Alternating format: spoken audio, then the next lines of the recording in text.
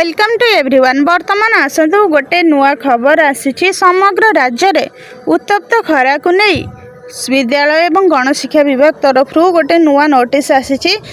मुख्यमंत्री तरफ घोषणा करा जायछि जे ग्रीष्म प्रवाह को दृष्टि रखी आगुआ खरा छुट्टी घोषणा करा जायछि।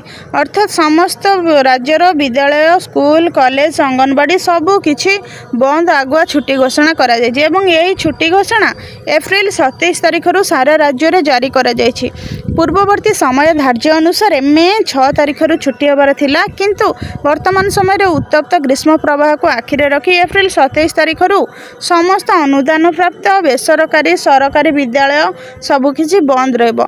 मात्र पूर्व निर्धारित जहाँ परीक्षा थी जनगणना कार्य एवं अन्य ऑफिस कार्य जहाँ थी ताहा जारी रहिबो। तो यहाँ ही थिला आजिर सूचना। विद्यालय गणशिक्षा विभाग तरफ समस्त विद्यालय को आगुआ छुट्टी घोषणा करा जायछि ग्रीष्म प्रवाह को दृष्टि रखी।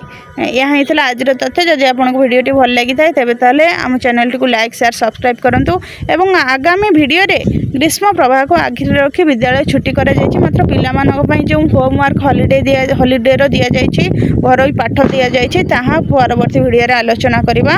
तो वर्तमान आपण माने जानिले कि 27 तारिख ठरू राज्यर समस्त विद्यालय स्कूल कॉलेज अंगनवाड़ी सरकारी अनुष्ठान समस्त बंद रहिबो। यहाँ ही थिला आजिर सूचना।